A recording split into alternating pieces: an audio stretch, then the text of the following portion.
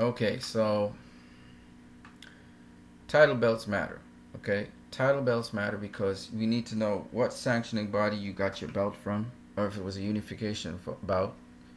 Sanctioning bodies are not just about sanctioning fees and making money. No, they're also sponsors. They facilitate fighting events.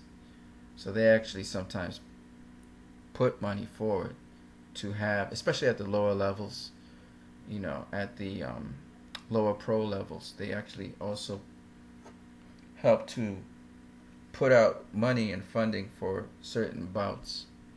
And they make their money, most of their money is made from title bouts. Okay? But they also put money into boxing. Now, let's just go, and they also do nonprofit, a lot of nonprofit functions. But before I go into all of that, let me just say this. Belts are important for a number of different reasons.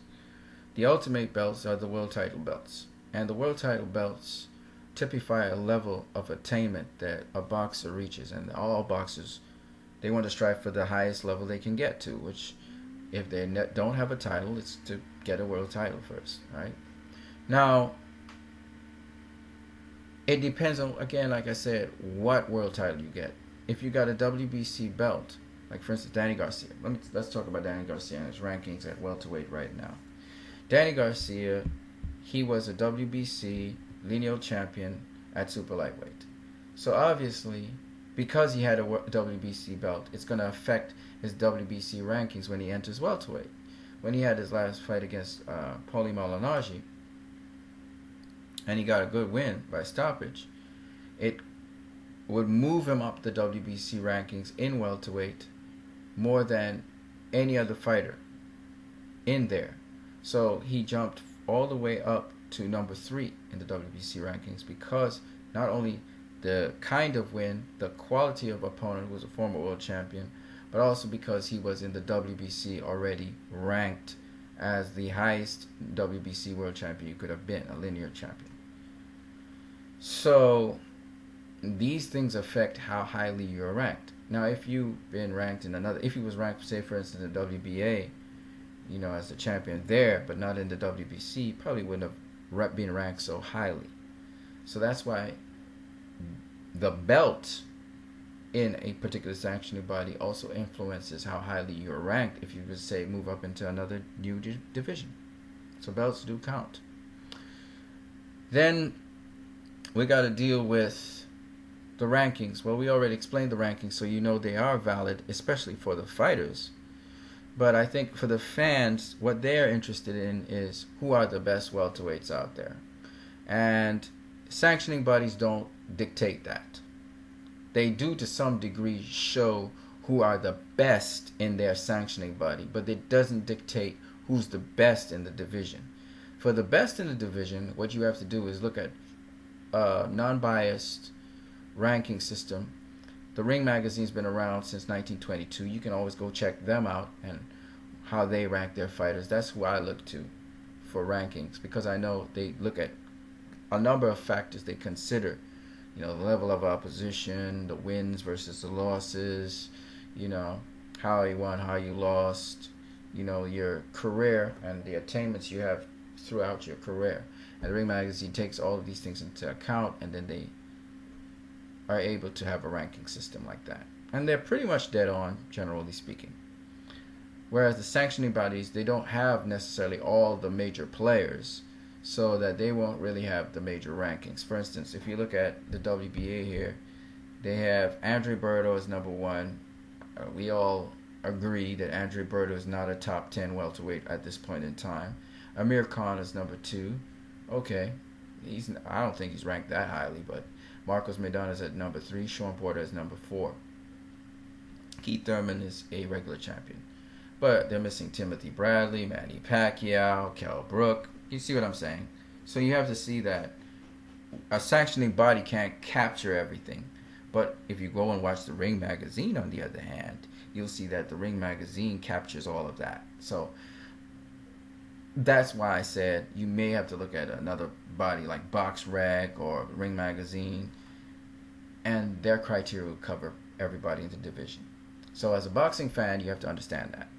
Now, as a boxing fan, you also have to understand that unless two fighters agree to fight one another, which is a totally different thing, it's kind of harder for a fighter to fight somebody in another sanctioning body who is not, he may be highly ranked overall, but not highly ranked in their sanctioning body, unless they agree to fight, you know. But you can't force them to fight. It's not like a mandatory fight. So you have to look at the bylaws. So the bylaws of the WBA in terms of mandatories is a mandatory fights the champion, and the champion generally is the regular champion. And generally you have to fight that regular champion every 6 months or so, the regular champion, unless of course superseded by somebody who, for instance, is a champion themselves, and it's a unification bout, or if there's a super champion there, okay, and you decide you want to fight them and they agree to fight you. Now the WBA is special in the sense that it does not mandate a super champion to fight a regular champion, and the regular champion is not mandated either to fight the super champion. So we had a unique situation where Keith Thurman, he was trying to get Floyd Mayweather to fight him, realizing that the WBA, they don't enforce, they can't mandate you to fight the super champion or the super champion to fight you. Guillermo Rigondeaux, who is a super champion, he wanted to fight Scott Quigg, but the WBA again doesn't have the power to mandate that. So that's the unique situation. Of course, what is the super champion? It's someone who is a unified champion, for instance. The WBA honors them by graduating them to super champion, or if they're defended more than 5 times. So that's the WBA's bylaw. When you come to the IBF, their champions are mandated to fight the #1 contender. That's just the way they are. With the WBC, it's the same system as the IBF. Okay, #1 contender or interim champion must fight they're mandated to fight the champion, okay, unless the mandatory turns it down and says I don't want to fight, then it's the next guy. In the WBO, the #1 contender is not mandated to face the champion.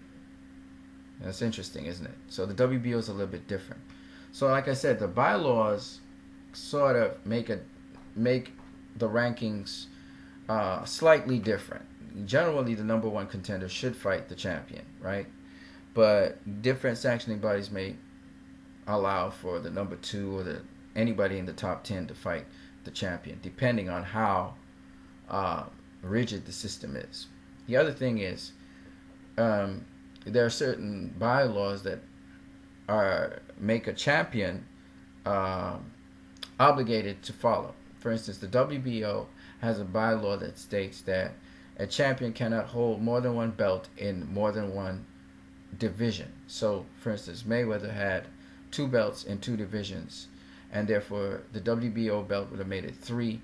He had to drop one of the belts in the higher weight class, whether it was the WBC or the WBA, in the super welterweight, for him to take on the WBO belt at welterweight.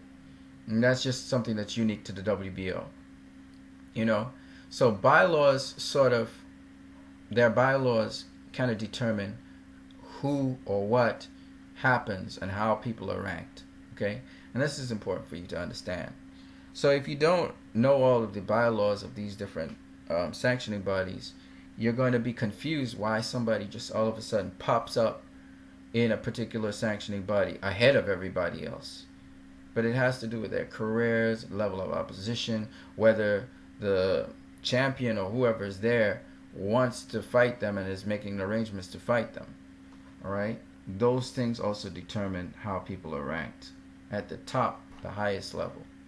So I think I covered everything. Hopefully you're educated on it. I could use another example. As I said before, Ray Robinson, for instance, all these guys are above him, and they're above him only because they've fought higher level competition. They probably have bigger resumes, and they may have a higher plus-minus ratio than he does. Yet he's ranked higher here in this group because Ray Robinson, in this pool here, he's ranked above these guys. But above these guys are, again, well-known guys, Jesse Vargas, Manny Pacquiao, Saddam Ali, and they have greater opposition, greater plus-minus ratios. Even though some of them may have lost, they lost to greater opposition, and so on. So those are the factors that determine where somebody's ranked in a given organization. It's organization specific. But if you want to know where they are ranked in a division, it's a little bit different, right? You can look at the Ring magazine, or you can look at, Box Rec, and find out where they're ranked more or less in a given division. And you just have to look, to see if that makes sense to you. All right, so you guys have a great one. That's my coverage right there.